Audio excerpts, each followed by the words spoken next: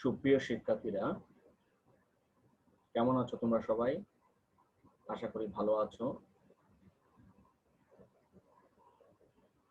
তেজগাঁও মহিলা কলেজ কর্তৃক আয়োজিত MBA শেষ বর্ষের হিসাব বিজ্ঞান বিভাগের আজকের অনলাইন ক্লাসে তোমাদের সবাইকে স্বাগত জানাচ্ছি। তোমাদের সাথে আছি আমি Jewel Kumar Saha, lecturer, department of accounting. আমি তোমাদের যে কোর্সটির ক্লাস নিতে যাচ্ছি সেটি হচ্ছে কর্পোরেট ফিনান্সিয়াল রিপোর্টিং। আজ তোমাদের সাথে আমার সেকেন্ড ক্লাস। এই কর্পোরেট ফিনান্সিয়াল রিপোর্টিং এর যে চ্যাপ্টারে আমরা ছিলাম সেটি হচ্ছে চ্যাপ্টার 1, ফিনান্সিয়াল রিপোর্টিং ফান্ডামেন্টালস বা আর্থিক প্রতিবেদনের মৌলিক বিষয়সমূহ। প্রথমে আজ আমরা আজকের ক্লাসের আলোচ্য বিষয়সমূহ সম্পর্কে জেনে নেব। আজ আমরা জানব হিসাব বিজ্ঞানের ধারণাগত কাঠামো কি, হিসাব বিজ্ঞানের ধারণাগত কাঠামোর স্তরসমূহ সম্পর্কে আজ আমরা জানব, আর্থিক প্রতিবেদনের মৌলিক উদ্দেশ্যাবলী সম্পর্কে আজ আমরা জানব, আজ আমরা জানব হিসাব তথ্যের গুণগত বৈশিষ্ট্য সম্পর্কে, এবং সবশেষে আমরা জানব আর্থিক বিবরণীর বিভিন্ন উপাদান সমূহ সম্পর্কে। এখন আমি মূল আলোচনায় চলে যাচ্ছি।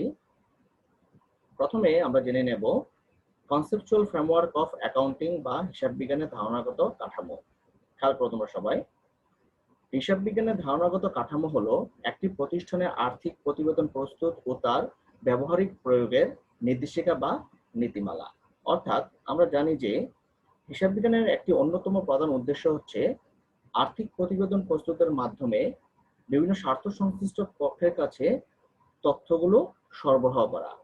আর এই তথ্য সরবরাহ করার জন্য প্রয়োজন হয় কিছু নীতিমালা বা দিক নির্দেশনার। আর তাই আমরা বলতে পারি যে আর্থিক প্রতিবেদন প্রস্তুতের মাধ্যমে তথ্য সরবরাহ করার জন্য যথাযথ নীতিমালা অনুসরণ ও প্রয়োগকে হিসাব বিজ্ঞানের ধারণাগত কাঠামো বলা হয়। আশা করি তোমরা বুঝতে পেরেছ। হিসাব বিজ্ঞানের ধারণাগত কাঠামোকে হিসাব বিজ্ঞানের সংবিধান বলা হয়। আমি আবারও বলছি, হিসাব বিজ্ঞানের ধারণাগত কাঠামোকে হিসাব বিজ্ঞানের সংবিধান বলা হয়। তার কারণ হচ্ছে হিসাব বিজ্ঞানের ধারণাগত কাঠামোর মাধ্যমে হিসাব বিজ্ঞান সংক্রান্ত যাবতীয় কার্যাবলী পরিচালিত ও নিয়ন্ত্রিত হয়, যার কারণে এই হিসাব বিজ্ঞানের ধারণাগত কাঠামোকে হিসাব বিজ্ঞানের সংবিধান বলা হয়। তাহলে আমরা ব্যাপক অর্থে বলতে পারি হিসাব বিজ্ঞানের ধারণাগত কাঠামো হলো এমন এক রূপরেখা, দিক নির্দেশনা, নীতিমালা বা সংবিধান যার উপর ভিত্তি করে হিসাব বিজ্ঞান সংক্রান্ত যাবতীয় কার্যাবলী পরিচালিত ও নিয়ন্ত্রিত হয়, নতুন নতুন পরিস্থিতি মোকাবেলায় নীতিমালা প্রণয়ন করা হয় এবং বিতর্কিত বিষয়ের সুষ্ঠু সমাধান করা হয়। তাহলে তোমরা যদি ব্যাপক অর্থে হিসাব বিজ্ঞানের ধারণাগত কাঠামোর সংজ্ঞা তোমরা দিতে চাও তাহলে তোমরা এই সংজ্ঞাটা ব্যবহার করতে পারো। আশা করি তোমরা বুঝতে পেরেছো। মনে রাখতে হবে হিসাব বিজ্ঞানের ধারণাগত কাঠামোর উদ্ভাবক হলো FASB। আমি আবারও বলছি, হিসাব বিজ্ঞানের ধারণাগত কাঠামোর উদ্ভাবক হলো FASB, অর্থাৎ ফিনান্সিয়াল অ্যাকাউন্টিং স্ট্যান্ডার্ড বোর্ড। এই FASBর মতে হিসাব বিজ্ঞানের ধারণাগত কাঠামো বলতে কি বোঝায় এখন আমরা সেটা দেখে নেব। FASBর মতে অর্থাৎ ফিনান্সিয়াল অ্যাকাউন্টিং স্ট্যান্ডার্ড বোর্ড এর মতে আমাদের হিসাব বিজ্ঞানের ধারণাগত কাঠামো হচ্ছে conceptual framework is a coherent system of interrelated objectives and fundamentals that can lead to consistent standards and prescribes the nature, function and limits of financial accounting and financial statements. অর্থাৎ আমরা যদি এটা বাংলা করতে চাই, conceptual framework is a coherent system of interrelated objectives and fundamentals. অর্থাৎ ধারণাগত কাঠামো হচ্ছে পরস্পর সম্পর্কযুক্ত উদ্দেশ্যাবলী এবং মৌলিক বিষয়সমূহের একটি সুসংহত পদ্ধতি that can lead to consistent standards, যেটা কিনা সামঞ্জস্যপূর্ণ নীতিমালা প্রণয়নের সহায়তা করে and prescribes the nature, function and limits of financial accounting and financial statement, এবং আর্থিক হিসাব বিজ্ঞান এবং আর্থিক বিবরণীর প্রকৃতি, কার্যাবলী এবং সীমাবদ্ধতা সম্পর্কে কি বর্ণনা করে। আশা করি তোমরা বুঝতে পেরেছো। এখন আমরা দেখে নেব লেভেলস অফ কনসেপচুয়াল ফ্রেমওয়ার্ক বা ধারণাগত কাঠামোর স্তরসমূহ। খেয়াল করো তোমরা সবাই। এখন দেখতে পাচ্ছি যে ধারণাগত কাঠামোর তিনটা স্তর রয়েছে। আমি আবার বলছি, হিসাব বিজ্ঞানের ধারণাগত কাঠামোর তিনটি স্তর রয়েছে। প্রথম স্তর অর্থাৎ ফার্স্ট লেভেলে আছে অবজেক্টিভস অফ ফিনান্সিয়াল রিপোর্টিং, অর্থাৎ আর্থিক প্রতিবেদনের উদ্দেশ্য সমূহ। সেকেন্ড লেভেলটাকে আবার দুটা ভাগে ভাগ করা হয়েছে। একটা হচ্ছে qualitative characteristics of accounting information, আর দ্বিতীয়টা হচ্ছে এলিমেন্টস অফ ফিনান্সিয়াল স্টেটমেন্টস। অর্থাৎ দ্বিতীয় লেভেলটাকে দুটা ভাগে ভাগ করা হয়েছে। প্রথম লেভেলটা হচ্ছে qualitative characteristics of accounting information, অর্থাৎ হিসাব তথ্যের গুণগত বৈশিষ্ট্য, এবং দ্বিতীয়টা হচ্ছে এলিমেন্টস অফ ফিনান্সিয়াল স্টেটমেন্টস বা আর্থিক বিবরণী উপাদান সমূহ। আমরা এই সেকেন্ড লেভেলটাকে অর্থাৎ দ্বিতীয় স্তরটাকে আমরা প্রথম স্তর এবং তৃতীয় স্তরের সেতুবন্ধন হিসেবে কি বিবেচনা করতে পারি। অর্থাৎ এখানে বলা আছে সেকেন্ড লেভেল হচ্ছে ব্রিজ বিটুইন লেভেলস 1 এন্ড 3, অর্থাৎ সেকেন্ড লেভেলটা হচ্ছে আমাদের ফার্স্ট লেভেল এবং থার্ড লেভেলের মধ্যে কি একটা সেতু বন্ধন। ওকে, আমাদের থার্ড লেভেলে আছে রিকগনিশন এন্ড মেজারমেন্টস কনসেপ্টস, যাকে আবার তিনটা ভাগে ভাগ করা হয়েছে। একটা অ্যাজাম্পশনস, একটা প্রিন্সিপালস এবং একটা হচ্ছে কি কনস্ট্যান্টস। এখানে অ্যাজাম্পশন মানে হচ্ছে অনুমান, প্রিন্সিপাল মানে হচ্ছে নীতি, এবং কনস্ট্যান্টস মানে হচ্ছে কি সীমাবদ্ধতা। তো এই হচ্ছে আমাদের কনসেপচুয়াল ফ্রেমওয়ার্কের তিনটা লেভেল। এই তিনটা লেভেল থেকে আজ আমরা প্রথম দুটো লেভেল সম্পর্কে বিস্তারিত আলোচনা করব। তাহলে আমরা প্রথমেই দেখে নেব আমাদের ফার্স্ট লেভেল, যেখানে বলা আছে basic objectives of financial reporting, অর্থাৎ প্রথম স্তরে আছে আমাদের আর্থিক প্রতিবেদনের মৌলিক উদ্দেশ্যাবলী। খেয়াল করো তোমরা সবাই, হিসাব বিজ্ঞানের ধারণাগত কাঠামোর প্রথম স্তরে আর্থিক প্রতিবেদনের মৌলিক উদ্দেশ্য বর্ণনা করা হয়েছে, যাকে ধারণাগত কাঠামোর ভিত্তিপ্রস্তর বা বিল্ডিং ব্লক হিসেবে চিহ্নিত করা হয়। তাহলে এখানে বলা হচ্ছে যে হিসাব বিজ্ঞানের ধারণাগত যে কাঠামো, ওই ধারণাগত কাঠামোর প্রথম স্তরে আর্থিক প্রতিবেদনের মৌলিক উদ্দেশ্য সম্পর্কে এখানে বর্ণনা করা হয়েছে, যাকে হিসাব বিজ্ঞানের ধারণাগত কাঠামোর ভিত্তিপ্রস্তর বা বিল্ডিং ব্লক হিসেবে বিবেচনা করা হয়। এখানে মৌলিক উদ্দেশ্যাবলী সামনে রেখে কিছু মৌলিক প্রশ্নকে প্রাধান্য দেওয়া হয়েছে এই লেভেলে বা স্তরে। যেমন, হিসাব তথ্যের ব্যবহারকারী কারা, তারা কি জন্য এসব তথ্য ব্যবহার করে। দ্বিতীয়টা হচ্ছে তাদের কি ধরনের তথ্যের প্রয়োজন হয়। তৃতীয়টা হচ্ছে তথ্য ব্যবহারকারীদের হিসাব বিজ্ঞান সম্পর্কিত জ্ঞান কিরূপ। এবং পরেরটা হচ্ছে অর্থাৎ ফোর্থ হচ্ছে কিভাবে তথ্য সরবরাহ করলে ব্যবহারকারীরা অধিক উপকৃত হবে। তাহলে এই চারটা মৌলিক প্রশ্নকে এখানে হিসাব বিজ্ঞানের ধারণাগত কাঠামো প্রথম স্তরে মৌলিক উদ্দেশ্যকে সামনে রেখে প্রাধান্য দেওয়া হয়েছে। আর এই মৌলিক প্রশ্নগুলোকে বিবেচনা করে আর্থিক প্রতিবেদনের কিছু মূল উদ্দেশ্য কি স্থির করা হয়েছে। আমি আবার বলছি, মৌলিক প্রশ্নগুলোকে বিবেচনা করে আর্থিক প্রতিবেদনের কিছু মৌলিক উদ্দেশ্য কি স্থির করা হয়েছে। আর এই মৌলিক উদ্দেশ্যগুলো অবশ্যই কি হবে, এই মৌলিক উদ্দেশ্যগুলো অবশ্যই number 1, useful in investment and credit decisions, অর্থাৎ এই মৌলিক উদ্দেশ্যগুলো অবশ্যই বিনিয়োগ এবং ঋণ সিদ্ধান্ত গ্রহণে সহায়ক হবে। Number 2, useful in assessing future cash flows, অর্থাৎ ভবিষ্যৎ নগদ প্রবাহ নির্ধারণে সহায়ক হবে। Number 3, identifies the economic resources, claims to resources and changes in resources. এবং 3 নম্বরে বলা আছে যে আর্থিক সম্পদগুলো শনাক্ত করবে এবং আর্থিক সম্পদগুলোর বিপরীতে যে দাবি বা দায় আছে সেগুলোকে শনাক্ত করবে এবং ওই আর্থিক সম্পদগুলোর পরিবর্তনও কি করবে, ব্যাখ্যা করবে। তাহলে আমরা দেখতে পাচ্ছি যে হিসাব বিজ্ঞানের ধারণাগত কাঠামোর প্রথম স্তরে যে মৌলিক প্রশ্নগুলোকে প্রাধান্য দেওয়া হয়েছে, সেই মৌলিক প্রশ্নগুলোকে বিবেচনা করে আর্থিক প্রতিবেদনের কিছু মূল উদ্দেশ্য কি নির্ধারণ করা হয়েছে। এবং এই উদ্দেশ্যগুলো অবশ্যই আমাদের এই তিনটা কাজে কি হবে, সহায়ক হবে। যার প্রথমে আছে useful in investment and credit decisions, বিনিয়োগ এবং ঋণ সিদ্ধান্ত গ্রহণে সহায়ক হবে। নাম্বার 2 হচ্ছে useful in assessing future cash flows, অর্থাৎ ভবিষ্যৎ নগদ প্রবাহ নির্ধারণে সহায়ক হবে। এন্ড নাম্বার 3 হচ্ছে identifies the economic resources, claims to resources and changes in resources, অর্থাৎ আর্থিক সম্পদ শনাক্ত করবে এবং আর্থিক সম্পদের বিপরীতে যে দাবি বা দায় আছে সেটাও শনাক্ত করবে এবং পাশাপাশি সম্পদের যে পরিবর্তন সেটাও কি ব্যাখ্যা করবে। আশা করি তোমরা বুঝতে পেরেছো। এই হচ্ছে আমাদের হিসাব বিজ্ঞানের ধারণাগত কাঠামোর ফার্স্ট লেভেল। এখন আমরা চলে যাচ্ছি আমাদের সেকেন্ড লেভেলে। আমাদের সেকেন্ড লেভেলটা হচ্ছে ফান্ডামেন্টাল কনসেপ্টস, অর্থাৎ দ্বিতীয় স্তরটা হচ্ছে মৌলিক ধারণা সমূহ। হিসাব বিজ্ঞানের ধারণাগত কাঠামোর এই সেকেন্ড লেভেলকে দুই ভাগে ভাগ করা হয়েছে। পার্ট 1 এ আছে qualitative characteristics of accounting information বা হিসাব তথ্যের গুণগত বৈশিষ্ট্য, এবং পার্ট 2 তে আছে এলিমেন্টস অফ ফিনান্সিয়াল স্টেটমেন্ট অর্থাৎ আর্থিক বিবরণীর উপাদান সমূহ। এখন আমরা এই দুটা পার্ট এখন আমরা বিস্তারিতভাবে জানার চেষ্টা করব। আমাদের প্রথম পার্টে আছে, ওকে, তার আগে আমরা বলেছিলাম যে এই হিসাব বিজ্ঞানের ধারণাগত কাঠামোর দ্বিতীয় স্তরটাকে দুটি ভাগে ভাগ করা হয়েছে। একটা ছিল part 1 qualitative characteristics of accounting information, এবং দ্বিতীয় পার্টটা ছিল আমাদের এলিমেন্টস অফ ফিনান্সিয়াল স্টেটমেন্ট। তাহলে এখানে আরেকটা কথা হচ্ছে যে প্রকৃতপক্ষে এই দ্বিতীয় স্তরটি প্রথম এবং তৃতীয় স্তর সেতুবন্ধন হিসাবে কাজ করে। আমি সেটা একটু আগেও বলেছিলাম যে এই দ্বিতীয় স্তর অর্থাৎ হিসাব বিজ্ঞানের ধারণাগত কাঠামোর এই দ্বিতীয় স্তরটা কি করবে, প্রথম এবং তৃতীয় স্তরে সেতুবন্ধন হিসাবে কাজ করবে।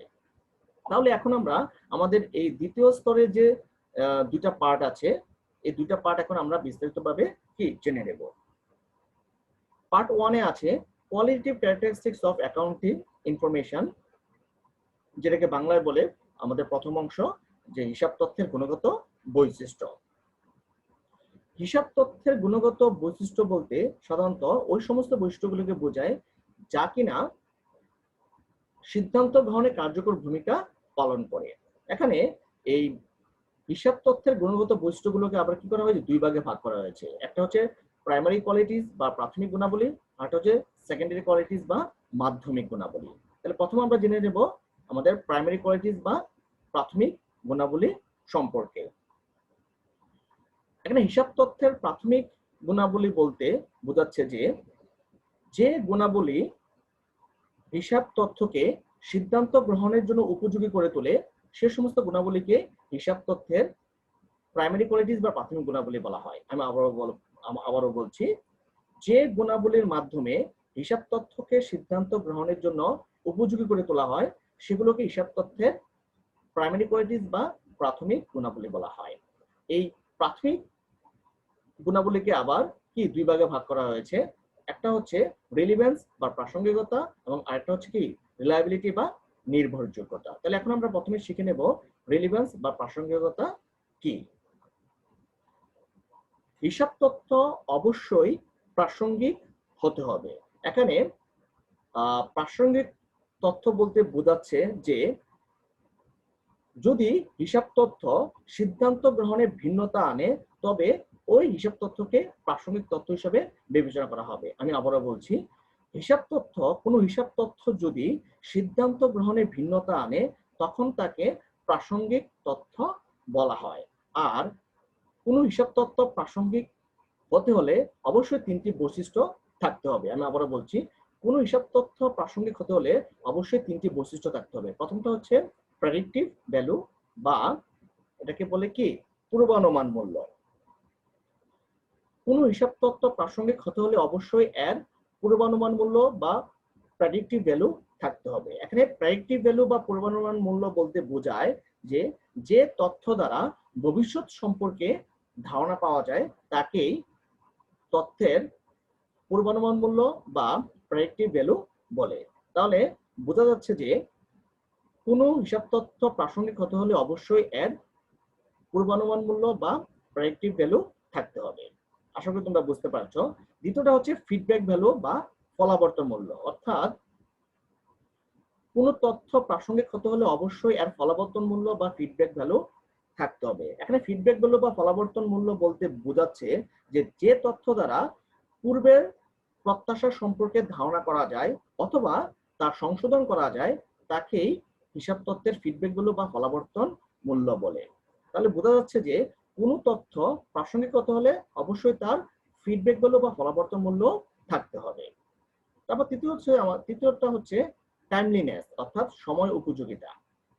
কোনো হিসাব তথ্য প্রাসঙ্গিক হতে হলে অবশ্যই তার সময় উপযোগী হতে হবে, অর্থাৎ সিদ্ধান্ত গ্রহণের সময় হিসাব তথ্য অ্যাভেলেবেল হতে হবে। যদি সিদ্ধান্ত গ্রহণের সময় হিসাব তথ্য না পাওয়া যায় তাহলে ওই হিসাব তথ্যের কোনো উপকারিতা থাকে না বা ওই হিসাব তথ্যের কোনো প্রাসঙ্গিকতা থাকে না। তাহলে কোনো হিসাব তথ্য প্রাসঙ্গিক হতে হলে অবশ্যই তার সময় উপযোগিতা কি থাকতে হবে। আশা করি তোমরা বুঝতে পেরেছো। এখন আমরা দেখে নেব আমাদের প্রাইমারি কোয়ালিটিস এর দ্বিতীয় নাম্বারটা অর্থাৎ রিলায়েবিলিটি বা নির্ভরযোগ্যতা।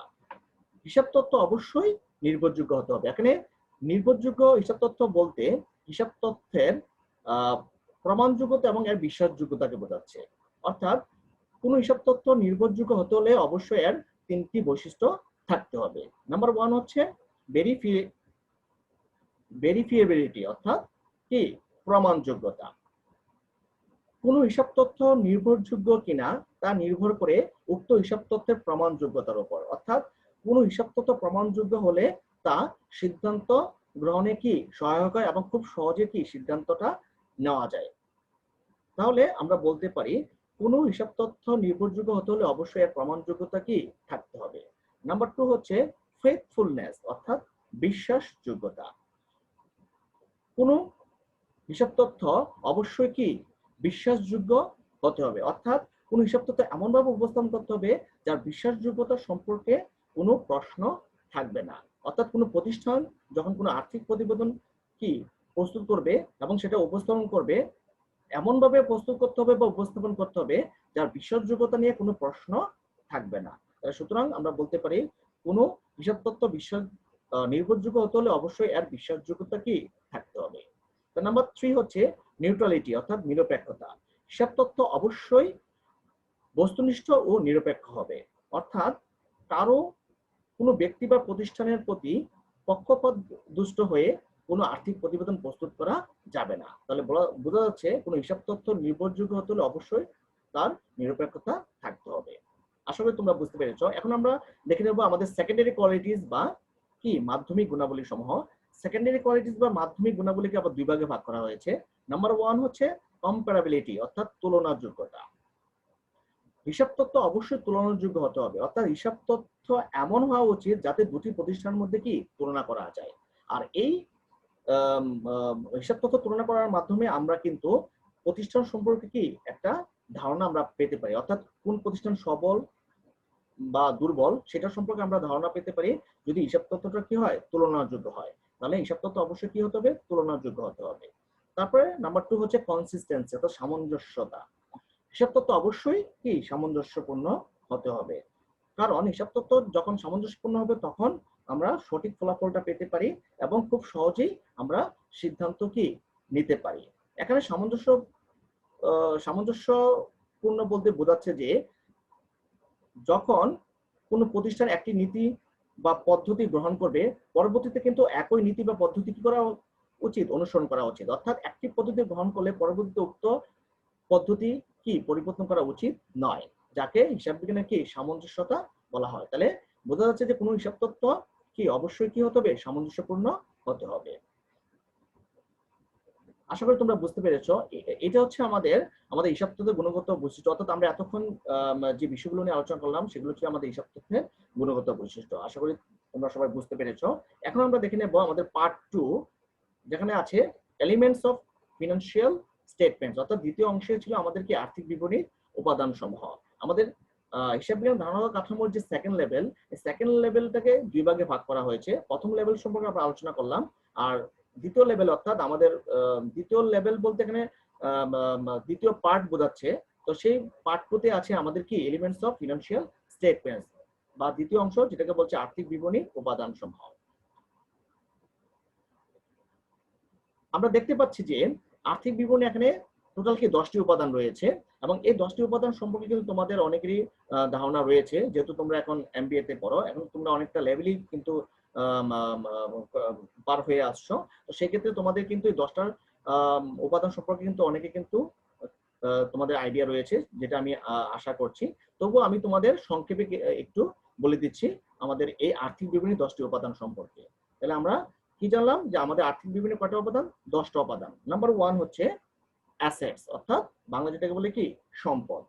সম্পদ হচ্ছে ভবিষ্যৎ সম্ভাব্য আর্থিক সুবিধা যা প্রতিষ্ঠানের মুনাফা অর্জনের কাজে ব্যবহার করা হয়। অর্থাৎ কোনো লেনদেন বা ঘটনার ফলে যদি কোনো বিষয়ের উপর অধিকার অর্জিত হয় অথবা ভবিষ্যতে আর্থিক সুবিধা অর্জনের ক্ষমতা সৃষ্টি হয় তাকেই সম্পদ বলে। আমি আবারও বলছি, কোনো লেনদেন বা ঘটনার ফলে যদি কোনো বিষয়ের উপর অধিকার অর্জিত হয় অথবা ভবিষ্যতে আর্থিক সুবিধা অর্জনের ক্ষমতা সৃষ্টি হয় তাকে কি বলে? সম্পদ বলে। তাছাড়া আমরা বলতে পারি যে ভবিষ্যতে পাওয়া যাবে এমন বিষয়কে কিন্তু আমরা কি বলে থাকি, সম্পদ বলে থাকি, যেটা তোমরা অনেকেই জানো। এখন আমাদের আমাদের এই সম্পদগুলি বিভিন্ন ধরনের সম্পদ রয়েছে। আমাদের স্থায়ী সম্পদ রয়েছে, চলতি সম্পদ রয়েছে, অদৃশ্যমান সম্পদ রয়েছে, আমাদের কাল্পনিক বা ভুয়া সম্পদ রয়েছে।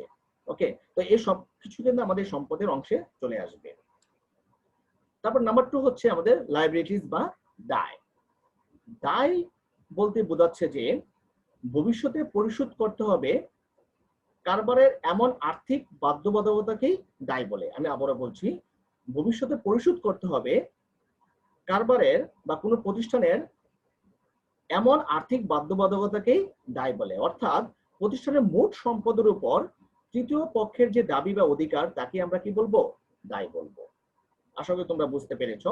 এখন আমরা চলে যেতে আমাদের থার্ডে আছে আমাদের ইকুইটি বা সত্ত্ব, যেটাকে আমরা মালিকানা সত্ত্ব বলতে পারি। মালিকানা সত্ত্ব হচ্ছে প্রতিষ্ঠানের মোট সম্পদের উপর মালিকের যে দাবি বা অধিকার তাকে কি ইকুইটি বা সত্ত্ব বলে। আমি আবারও বলছি, প্রতিষ্ঠানের মোট সম্পদের উপর মালিকের দাবি বা অধিকারকেই মালিকানা সত্ত্ব বা ইকুইটি বলা হয়। এখানে একটু লক্ষণীয় বিষয় যে প্রতিষ্ঠানের মোট সম্পদের উপর তৃতীয় পক্ষের যে দাবি থাকবে সেটা হচ্ছে দায়, আর প্রতিষ্ঠানের মোট সম্পদের উপর মালিকের যে দাবি থাকবে সেটা হচ্ছে মালিকানা সত্ত্ব বা কি ইকুইটি। আর এই ইকুইটিকে আমরা একটু অন্যভাবে বলতে পারি, অর্থাৎ প্রতিষ্ঠানের মোট সম্পদ থেকে আমরা যখন তৃতীয় পক্ষের যে দাবি বা দায়টা আমরা বাদ দিয়ে দেব, বাদ দেওয়ার পর যে অবশিষ্ট অংশ থাকবে তাকেও কি আমরা কি এই ইকুইটি বা মালিকানা সত্ত্ব বলতে পারি। আমি আবারও বলছি, প্রতিষ্ঠানের মোট সম্পদ হতে তৃতীয় পক্ষের দাবি তথা দায় বাদ দিলে অবশিষ্ট যে অংশটা থাকে তাকে আমরা ইকুইটি বা সত্ত্ব বলতে পারি। আর এই কারণে আমাদের এই ইকুইটি বা সত্ত্বকে অবশিষ্ট দাবি হিসেবে আমরা কি করতে পারি, আখ্যায়িত করতে পারি। আশা করি তোমরা সবাই বুঝতে পেরেছো। এখন আমরা চলে যাচ্ছি আমাদের 4th নাম্বারে। আমাদের 4 নাম্বার ছিল ইনভেস্টমেন্ট বাই ওনার্স, অর্থাৎ মালিক কর্তৃক কি বিনিয়োগ। এখানে মালিক কর্তৃক বিনিয়োগ বলতে মালিক কারবারে নগদ বা অন্য কোনো প্রতিদানের মাধ্যমে কোনো আর্থিক সুবিধা প্রদান করলে তাকে মালিক কর্তৃক বিনিয়োগ বলা হয়। আমি আবারও বলছি, মালিক কারবারে নগদ বা অন্য কোনো প্রতিদানের মাধ্যমে কোনো আর্থিক সুবিধা প্রদান করলে তাকে মালিক কর্তৃক বিনিয়োগ বলা হয়। আর এই মালিক কর্তৃক বিনিয়োগকে কিন্তু আমরা অতিরিক্ত মূলধন হিসেবে কি বিবেচনা করতে পারি, যার মাধ্যমে প্রতিষ্ঠানের মালিকানা সত্ত্ব কি পায়, বৃদ্ধি পায়। আমি আবারও বলছি, এই মালিক কর্তৃক বিনিয়োগের মাধ্যমে কিন্তু প্রতিষ্ঠানের মালিকানা সত্ত্ব কি পায়, বৃদ্ধি পায়, যাকে আমরা অতিরিক্ত মূলধন হিসেবে কি করতে পারি, আখ্যায়িত করতে পারি। আশা করি তোমরা বুঝতে পারছো। এখন আমরা দেখে নেব আমাদের 5 নাম্বার অর্থাৎ 5 নাম্বার আছে ডিস্ট্রিবিউশনস টু ওনার্স, অর্থাৎ মালিকের প্রতি বন্টন। মালিকের প্রতি বন্টন বলতে বোঝাচ্ছে মালিক কারবার হতে কোনো আর্থিক সুবিধা গ্রহণ করলে বা কারবার হতে মালিকের কোনো ব্যক্তিগত খরচ পরিশোধ করলে তার সমষ্টিগত মূল্যই হচ্ছে কি মালিকের প্রতি বন্টন। আমি আবারও বলছি, ডিস্ট্রিবিউশনস টু ওনার্স বা মালিকের প্রতি বন্টন বলতে বোঝাচ্ছে যে মালিক কর্তৃক কারবার হতে কোনো আর্থিক সুবিধা গ্রহণ করলে বা কারবার হতে মালিক কোনো ব্যক্তিগত খরচ পরিশোধ করলে তার সমষ্টিগত মূল্যই হচ্ছে মালিকের প্রতি বন্টন। আর এই মালিকের প্রতি বন্টনকে আমরা কি করতে পারি, আমরা উত্তোলন হিসেবে কি আখ্যায়িত করতে পারি, যার কারণে প্রতিষ্ঠানের মালিকানা সত্ত্বের পরিমাণ হ্রাস পায়। আমি আবারও বলছি, ডিস্ট্রিবিউশনস টু বন্টন বা মালিকের প্রতি বন্টনকে আমরা উত্তোলন হিসেবে কি করতে পারি, আখ্যায়িত করতে পারি, যার কারণে প্রতিষ্ঠানের মালিকানা সত্ত্ব কি পাবে, হ্রাস পাবে। আশা করি তোমরা বুঝতে পারছো। তারপর আমরা চলে যাচ্ছি আমাদের 6 নম্বরে কম্প্রিহেনসিভ ইনকাম, যেটাকে আমরা বাংলায় বলবো সামগ্রিক আয়। খেয়াল করো তোমরা সবাই, একটি নির্দিষ্ট সময়ে মালিকানা উৎস ছাড়া অন্য কোনো লেনদেন ও আর্থিক ঘটনার মাধ্যমে যদি মালিকানা সত্ত্বের বৃদ্ধি ঘটে বা মালিকানা সত্ত্ব বৃদ্ধি পায়, তাকেই আমরা কি কম্প্রিহেনসিভ ইনকাম বা সামগ্রিক আয় বলবো। আমি আবারও বলছি, একটি নির্দিষ্ট সময়ে মালিকানা উৎস ছাড়া অন্য কোনো লেনদেন ও আর্থিক ঘটনার মাধ্যমে যদি প্রতিষ্ঠানের মালিকানা সত্ত্ব বৃদ্ধি পায়, তখন তাকে কম্প্রিহেনসিভ ইনকাম বা সামগ্রিক আয় বলা হবে। মনে রাখতে হবে এই সামগ্রিক আয় বা কম্প্রিহেনসিভ ইনকামের মধ্যে মালিক কর্তৃক বিনিয়োগ এবং মালিকের প্রতি বন্টন অন্তর্ভুক্ত হবে না। আমি আবারও বলছি, কম্প্রিহেনসিভ ইনকাম বা সামগ্রিক আয়ের মধ্যে মালিক কর্তৃক বিনিয়োগ এবং মালিকের প্রতি বন্টন এই দুটো বিষয় অন্তর্ভুক্ত হবে না। আশা করি তোমরা সবাই বুঝতে পেরেছো। এখন আমরা চলে যাচ্ছি আমাদের 7 নম্বরে। আমার 7 নম্বর হচ্ছে রেভিনিউ, যেটাকে বাংলায় বলি কি আয়। আয় হচ্ছে, তোমরা অনেকেই জানো আয় সম্পর্কে, যেটাকে আমরা রাজস্ব বলতে পারি। আয় বলতে বোঝাচ্ছে যে কারবারের দৈনন্দিন কার্যক্রম পরিচালনার ফলে যে নগদ বা বস্তুগত আন্তঃপ্রবাহের সৃষ্টি হয় তাকে আমরা রাজস্ব বা আয় বলি। অর্থাৎ পণ্য বা সেবার বিনিময়ে প্রাপ্ত বা প্রাপ্তব্য সম্পদের আন্তঃপ্রবাহ বা বৃদ্ধিকে আমরা কি বলি? রাজস্ব বা আয় বলি। মনে রাখতে হবে এই আয় অবশ্যই কি দায়মুক্ত হবে। আমি আবারও বলছি, এই আয় অবশ্যই দায়মুক্ত হবে, অর্থাৎ প্রাপ্ত সুবিধা বিনিময়ে কোনো দায় সৃষ্টি হবে না। ওকে, আশা করি তোমরা বুঝতে পেরেছো। এখন আমরা চলে যাচ্ছি আমাদের 8 নম্বরে। 8 নম্বর হচ্ছে আমাদের এক্সপেন্সেস, অর্থাৎ কি খরচ। আয় অর্জন করতে গিয়ে, আমরা একটু আগে যে আয়ের কথা বললাম, আয় অর্জন করতে গিয়ে পণ্য বা সেবা বাবদ যে অর্থ বা সুবিধা প্রদান করা হয় তাকে কি বলে? খরচ বলে। আমি আবারও বলছি, প্রতিষ্ঠানের আয় অর্জন করতে গিয়ে পণ্য বা সেবা বাবদ যে অর্থ বা সুবিধা প্রদান করা হয় তাকে কি বলে? খরচ বলে। অর্থাৎ প্রতিষ্ঠানের যে সম্পদ, আমরা যদি একটু অন্যভাবে বলতে চাই, যে প্রতিষ্ঠানের যে সম্পদ আছে সেই সম্পদ বা বিভিন্ন সেবার ব্যবহৃত অংশকে আমরা খরচ হিসাবে কি করি? বিবেচনা করি। অর্থাৎ কোনো সম্পদ বা বিভিন্ন সেবার ব্যবহৃত অংশকে আমরা কি করব? খরচ হিসাবে বিবেচনা করব। এই খরচকে আমরা মুনাফা জাতীয় খরচ হিসেবে কি বিবেচনা করতে পারি, যা কিনা কি নিট আয় বা আমাদের প্রতিষ্ঠান যে মুনাফা অর্জন করার জন্য কি হয়? ব্যয় করা হয়। অর্থাৎ আমরা বলতে পারি যে আয় অর্জন করতে গিয়ে যা ব্যয় করতে হয় তাকে আমরা কি খরচ হিসাবে গণ্য করতে পারি। আশা করি তোমরা বুঝতে পেরেছো। এখন আমরা চলে যাচ্ছি আমাদের 9 নম্বরে, সেটা হচ্ছে কি গেইনস। গেইনস মানে যেটাকে আমরা বলবো কি লাভ। অর্থাৎ আয় এবং লাভ কিন্তু এক নয়। আমরা যদি অনেকে আয় এবং লাভ বলতে একই বুঝি, কিন্তু হিসাব বিজ্ঞান কিন্তু এটা কিছুটা পার্থক্য কিন্তু অবশ্যই রয়েছে। তাহলে আমরা 9 নম্বরে আমরা শিখবো গেইনস বা লাভ সম্পর্কে। খেয়াল করো তোমরা সবাই, রাজস্ব আয় বা মালিকের বিনিয়োগ ছাড়া, আমি আবারও বলছি, রাজস্ব আয় বা মালিকের বিনিয়োগ ছাড়া কোনো অনিয়মিত বা অপ্রত্যাশিত ঘটনার মাধ্যমে যদি প্রতিষ্ঠানের মালিকানা সত্ত্বের পরিমাণ বৃদ্ধি পায় তাকেই গেইনস বা লাভ বলে। আমি আবারও বলছি, রাজস্ব আয় বা মালিকের বিনিয়োগ ছাড়া কোনো অপ্রত্যাশিত বা অনিয়মিত ঘটনার মাধ্যমে যদি প্রতিষ্ঠানের মালিকানা সত্ত্বের পরিমাণ বৃদ্ধি পায় তাহলে তাকে গেইনস বা লাভ বলে। যেমন আমরা বলতে পারি যে আমাদের সুদ আয় আছে প্রতিষ্ঠানের, আমাদের সম্পত্তি বিক্রয়জনিত মুনাফা আছে, আমাদের শিক্ষানবী ইসলামী আছে। অর্থাৎ প্রতিষ্ঠানের অনিয়মিত বা অপ্রত্যাশিত কোনো ঘটনার মাধ্যমে যদি প্রতিষ্ঠানের মালিকানা সত্ত্বের পরিমাণ বৃদ্ধি পায় তাহলে তাকে আমরা কি গেইনস বা লাভ বলবো। আশা করি তোমরা সবাই বুঝতে পেরেছো। এখন আমরা চলে যাবো আমাদের লাস্ট ওয়ান, অর্থাৎ 10 নম্বর হচ্ছে কি লসেস, অর্থাৎ কি ক্ষতি, যেটা গেইনের ঠিক কি উল্টো।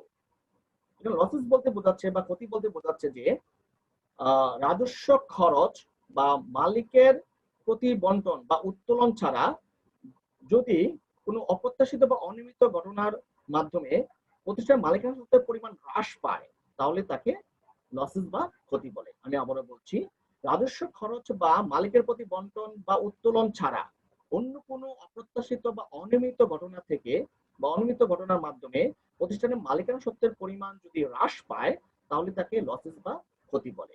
যেমন আমরা বলতে পারি আমাদের সুদ খরচ আছে, আমাদের সম্পত্তি বিক্রয়জনিত ক্ষতি আছে, তারপরে আগুনে বিনষ্ট পণ্য আছে। অর্থাৎ প্রতিষ্ঠানে এমন কিছু ঘটনা যেগুলো অনিয়মিত বা অপ্রত্যাশিত, ওইগুলো থেকে যদি প্রতিষ্ঠানের মালিকানা সত্ত্বের পরিমাণ হ্রাস পায় তখনই তাকে আমরা কি লসেস বা ক্ষতি বলে কি করব? বিবেচনা করব। তো আশা করি তোমরা সবাই বুঝতে পেরেছো। তো আজকে আমাদের আলোচ্য বিষয় এতটুকুই ছিল। যতটুকু আমি থিওরি পড়িয়েছি ততটুকু তোমরা বাসায় প্র্যাকটিস করবে। আমি পয়েন্ট অনুযায়ী আলোচনা করে গেছি, তোমাদের বইতে আরো বিস্তারিত আলোচনা আছে, তোমরা সেভাবে দেখে নিতে পারো। তো আশা করি তোমরা সবাই বুঝতে পেরেছো। আজকের ক্লাসটা এতটুকুই। তোমরা সবাই ভালো থাকো, সুস্থ থাকো। ধন্যবাদ সবাইকে।